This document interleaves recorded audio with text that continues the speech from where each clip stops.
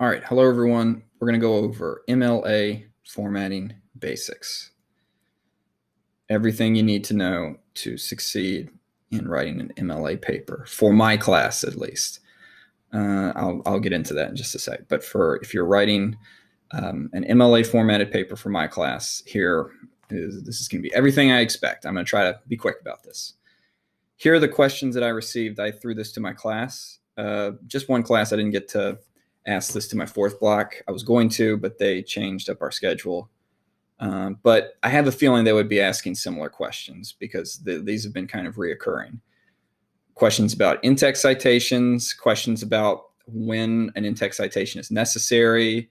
I have a question about when do we cite, or how would we cite a YouTube video? A question like, why do we even use MLA formatting? So I have tried to design this to answer all those questions and then to also just clarify any confusion you may have about formatting as it pertains to in-text citations, the works cited page, and the paper in general. All right. So I'm sharing this entire screen. I'll present for right now. I'll have to get out of that in just a sec though. So MLA, just if you didn't know, it stands for Modern Language Association, and why it exists. The idea behind it is not solely to make life stressful for you. The idea behind it is to establish a level of consistency in academic writing in the areas for MLA of language and literary study.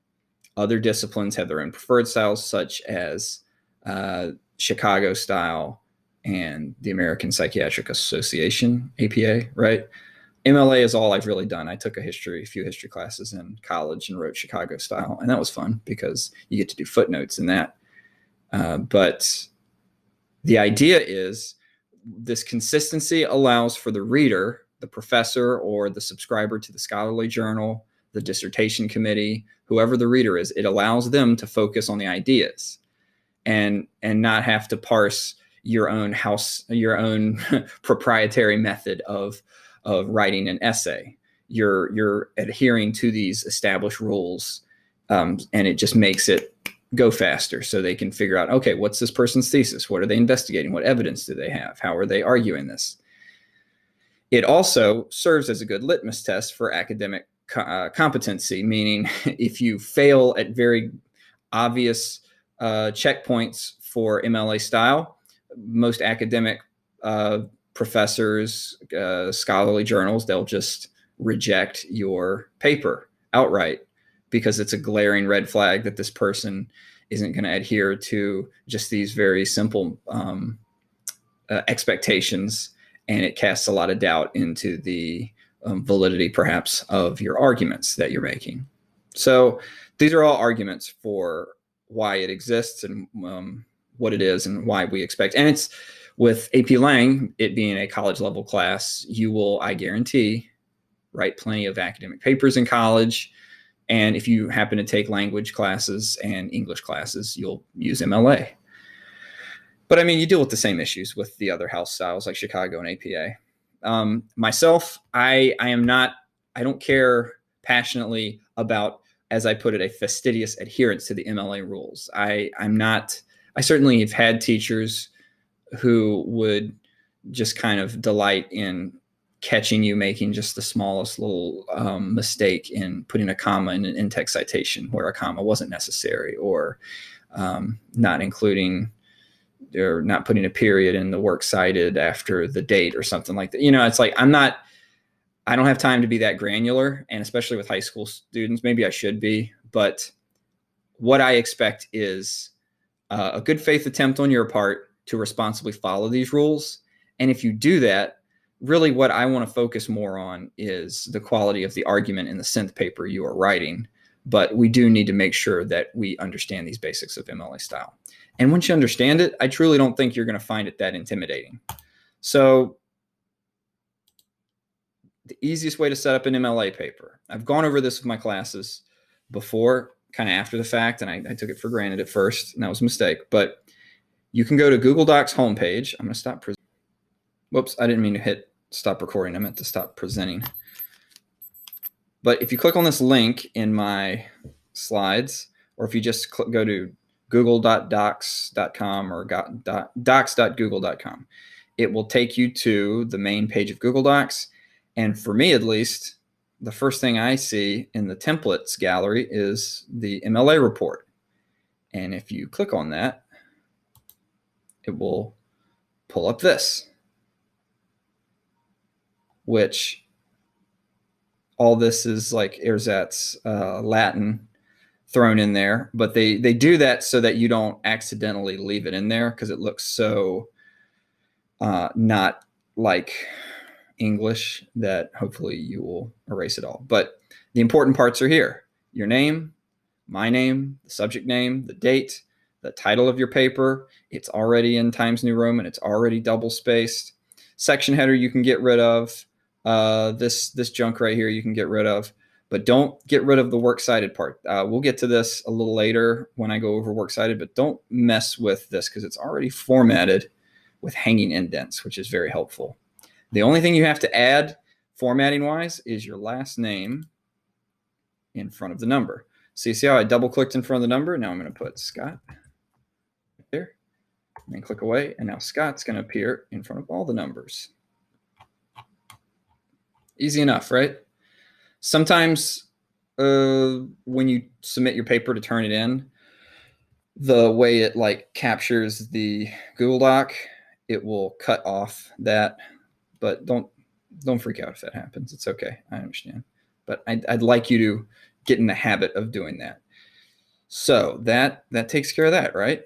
That's how you set it up. I've gone over that. All right. All right. Before we start talking about in-text citations, let's go over sources. You should have at least 4 sources for your out-of-class synth paper.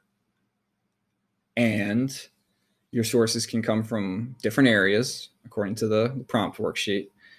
And we use the big question essay as kind of our guide for this. So you have a lot of latitude for what you choose.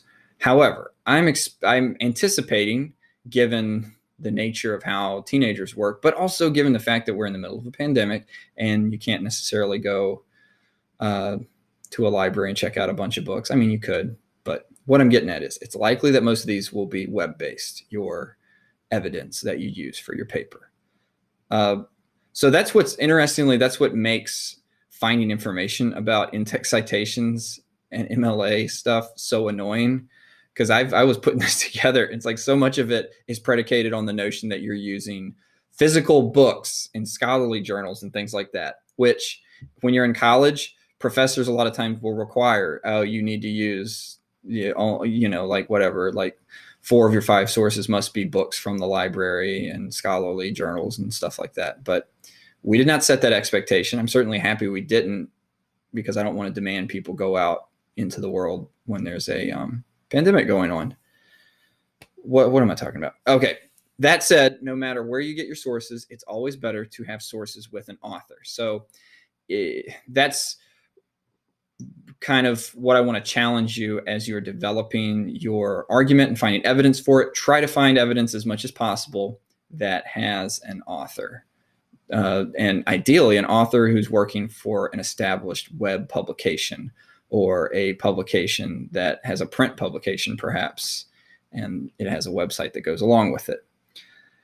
Because I'm not making this an entire presentation about credibility, but as you can, I'm sure, imagine, authorship and employment for an actual news publication or scholarliness gives that evidence much more credibility than some anonymous blog post, for example, right? So that said, depending on what your sources are or what your topic is, your sources can vary widely, and you might not be able to find a lot of sources that are in in the New York Times online or the Washington Post or any of the online databases that the library makes available for you. So don't be discouraged if not all your sources have authors, but you should try to have, of your 4 sources, let's informally say, try to aim for having at least 2 of them have authors to them, okay? All right, so I have said that. When do you cite sources? So I want to read this quickly from the Purdue Owl. I give a link to it. It'd be really ironic if I plagiarized from the Purdue Owl. They say that common sense and ethics should determine your need for documenting sources. You do not need to give sources for familiar proverbs, well-known quotations, or common knowledge. For example, it is expected that U.S. citizens know that George Washington was the first president. Remember that citing sources is a rhetorical task. I bolded that part. And as such, can vary based on your audience. If you're writing for an expert audience of a scholarly journal, for example, you may need to deal with expectations of what constitutes quote unquote common knowledge that differ from common norms. That I saw that I saw the word rhetorical, so my ears I perked up. I was like, hey, that is a good point. When you cite sources, the point they're making is you should have your audience in mind. You're making an argument, so you use a certain amount of savviness in what you choose to cite and what you choose not to cite. Like they say, if you're writing a paper to U.S. citizens, you don't need to cite the information that George Washington was the first president, because obviously you knew it and everyone else who's reading it is going to know it. But and remember, who's your audience for the synthesis paper going to be? It's going to be me. So I don't know, I don't know what you think about me and my level of knowledge, but let's, the point of the in-text citations in general is to make it easier to further investigate your evidence. Like they're not just another thing that's been added just to make it annoying. The point of an in-text citation is when I see that piece of evidence, I look at the in-text citation and I use that, and I can scroll to your works cited page. I can find out, oh, that's the website that they got this from, or that's the book. I'm gonna read that article on the web, or I'm gonna check out that book and I'm gonna investigate it further. I might be like, wow, that doesn't sound like something that's real. I'm gonna check and make sure that actually exists. And it's a way of making it easy for somebody to check the credibility of your evidence. Because remember, if your evidence is faulty or if your evidence is lacking, you don't have a strong argument at all, do you? Rhetorical question right there. Here's my expectation for in-text citations. Every body paragraph should have 2 pieces of evidence, right? Followed by a line of reasoning. And we've done a whole video before this about writing good lines of reasoning and analyzing that evidence. What I expect is after you give your evidence, I want an in-text citation at the end of the sentence that's providing the evidence. Make sense? So that should mean in a paper, a minimum of 6 in-text citations in your paper as a whole. You can choose to have more if you choose to include more body paragraphs, or if you choose to cite some information in your conclusion or your intro, perhaps. But after every piece of evidence, just remember, I need my in-text citation so Mr. Scott can check me on this. Even if you're repeating a source, I still want that in-text citation. The rules for that, it gets kind of complicated, but just for the sake of our sanity, I'm going to make it real simple. Here are examples for how in-text citations work. If you name the author, so for example, I just give you a link to a web article for fangraphs.com. It is a website, a reputable website about baseball analysis. And there was an article by Jay Jaffe about the New York Mets second baseman Robinson Cano, who just tested positive for steroids, and he got suspended for all of the forthcoming season.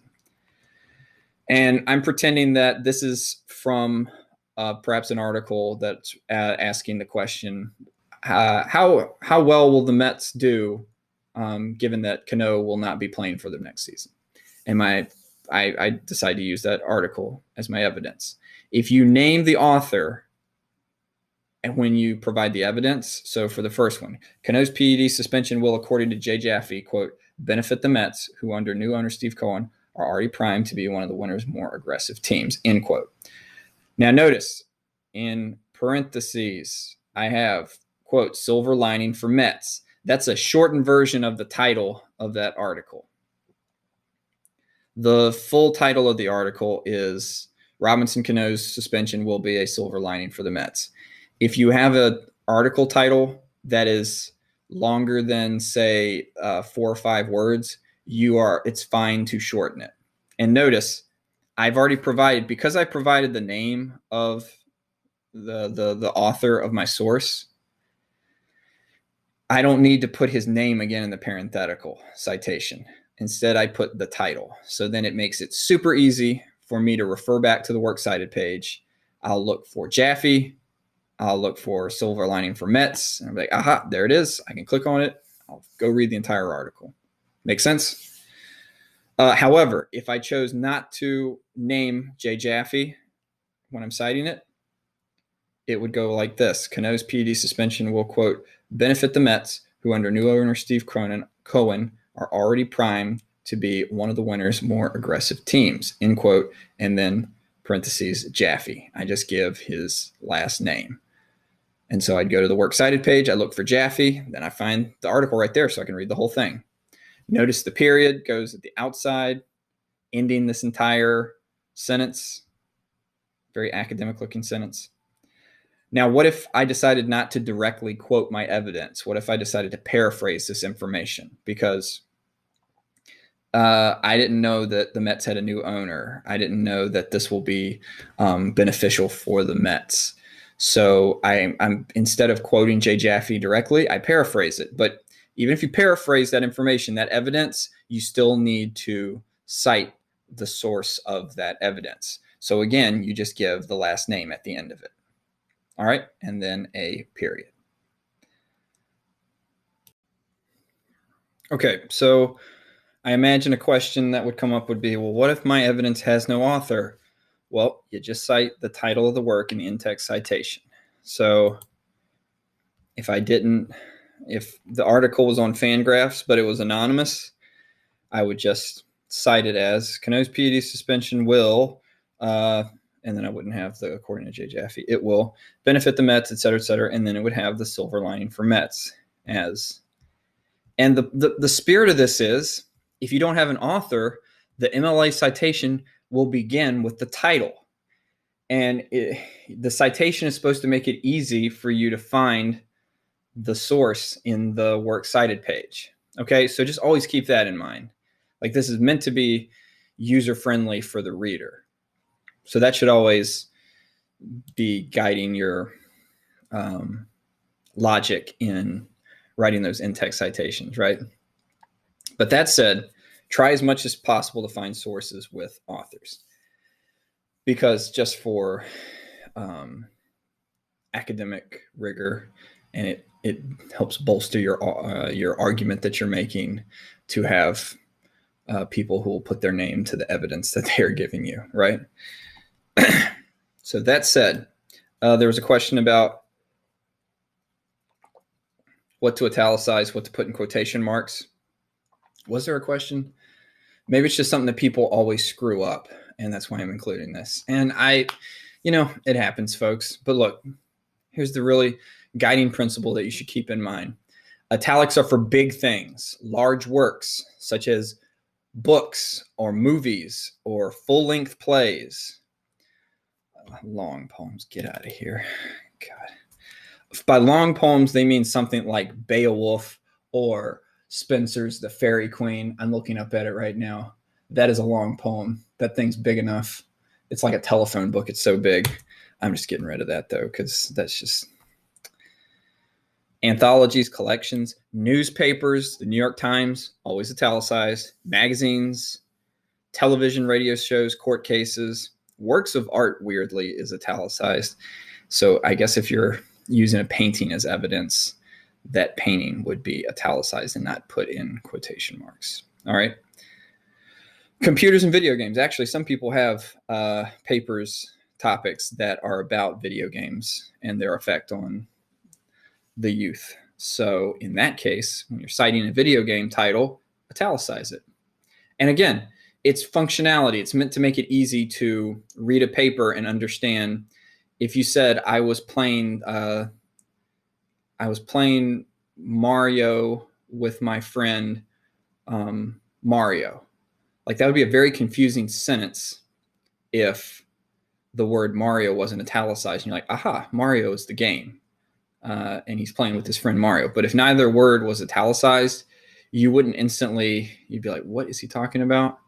I'm coming up with that off the top of my head, but hopefully you understand, like there's a functional purpose to italics versus just not using them at all. Quotation marks, on the other hand, are reserved for shorter works such as articles. So the New York Times would be italicized. An article in the New York Times about studies show playing video games rots your brain and makes you a horrible kid. That would be in quotation marks, right? Like that's because it is a small work. YouTube videos. Somebody had a question like, how do you cite a YouTube video? And we'll go into specifically how you'd create a citation for it. But yeah, short stories, essays, poems, like the traditional poems that you see, not the long epic poems, and photographs. I think that covers the majority of the types of sources that people are going to be using for their papers. But if you have a question about something that's not listed here, let me know. All right.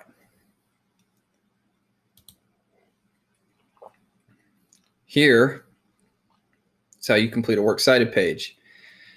Notice a few things about it. All the works from your paper should be in the works cited page. So minimum of 4 different sources.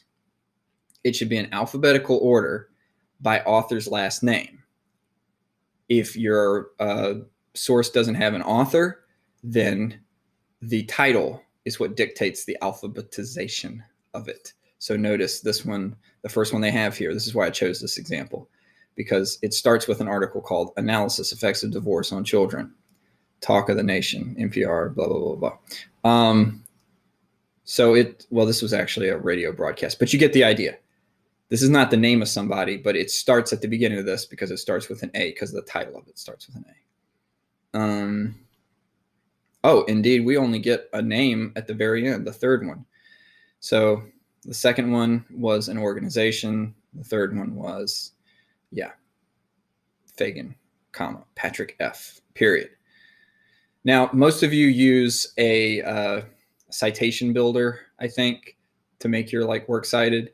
And if you use those, if you just plug in everything, I think it alphabetizes it for you anyway and does all that and formats it with a hanging indent. If you want to do it yourself, though, honestly, it'd probably be a little better for you as a person, but whatever, do what you want. Let's see, is this one? Yeah. But notice that it's already formatted with the hanging indent. So you can copy and paste it as needed.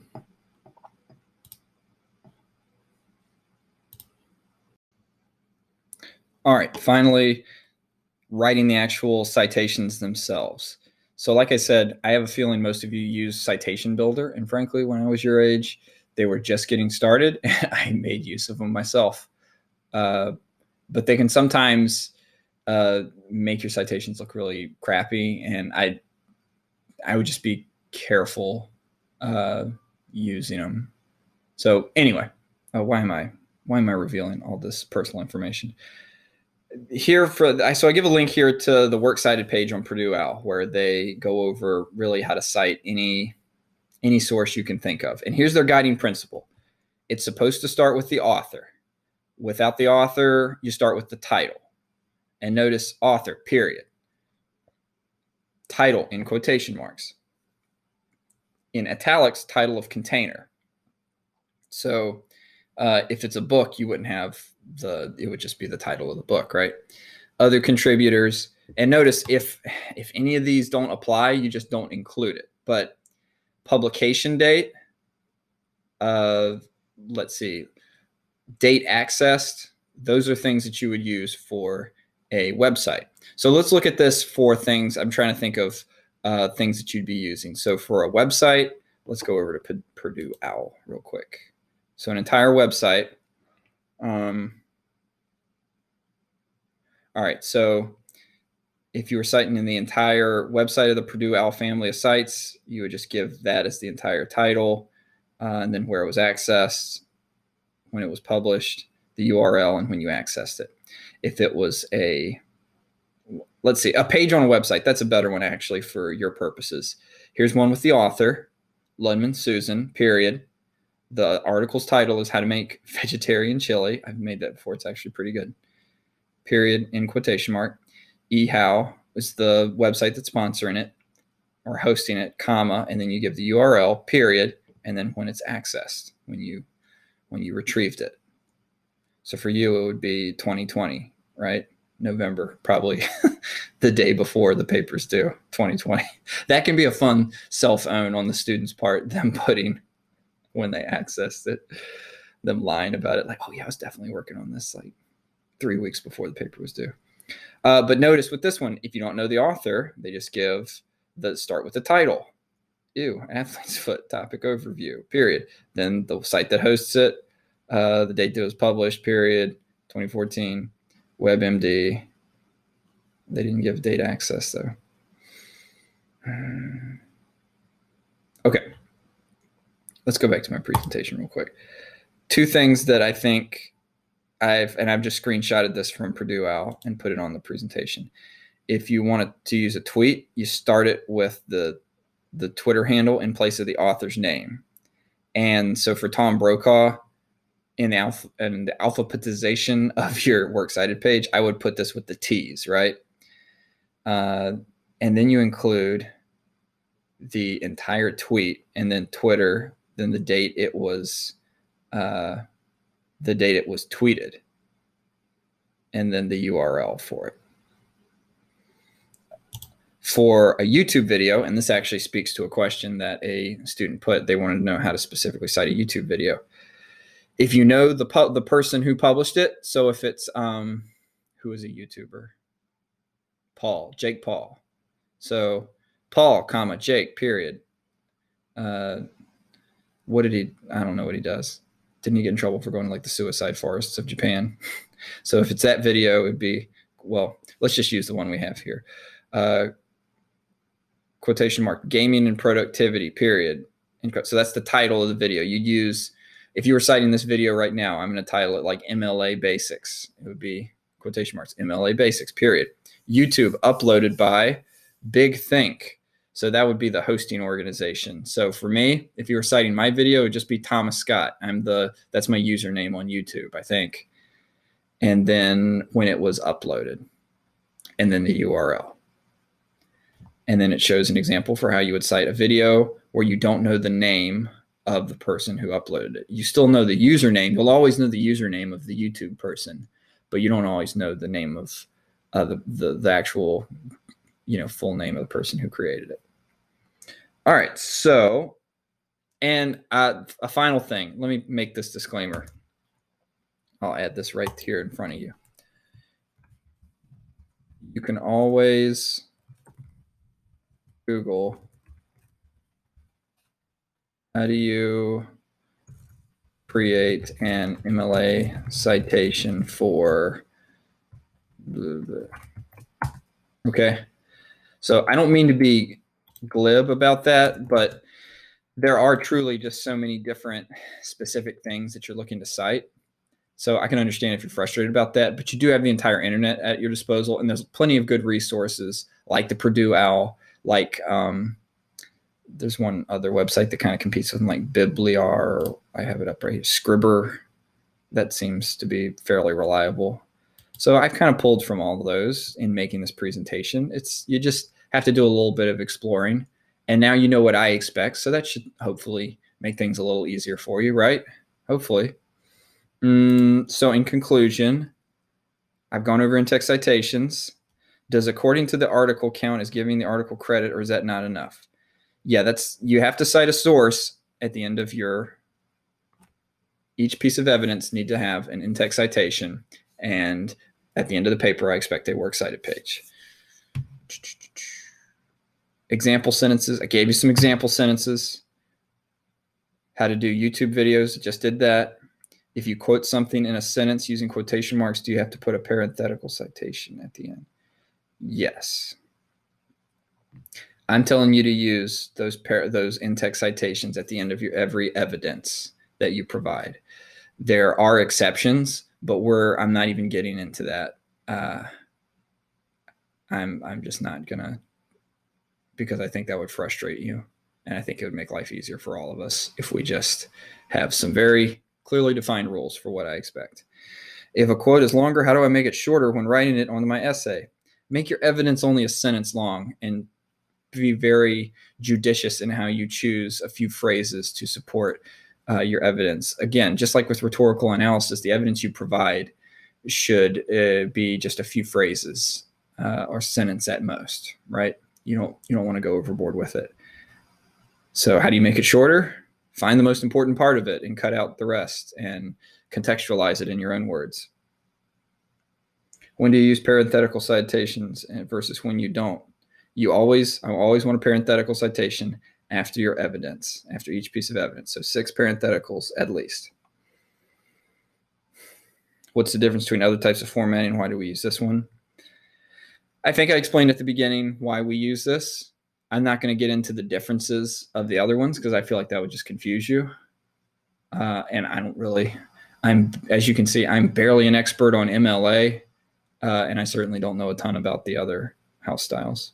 I think it's important to expect you to do this well up to this level of expectations that I'm giving you, but I do understand how it can be frustrating. But now you have this at your disposal. Hopefully I've answered your questions. Hopefully this will make life easier as you work on this synth paper and on MLA papers moving forward. So please let me know if you have any questions. Good luck, and I'll talk to you soon.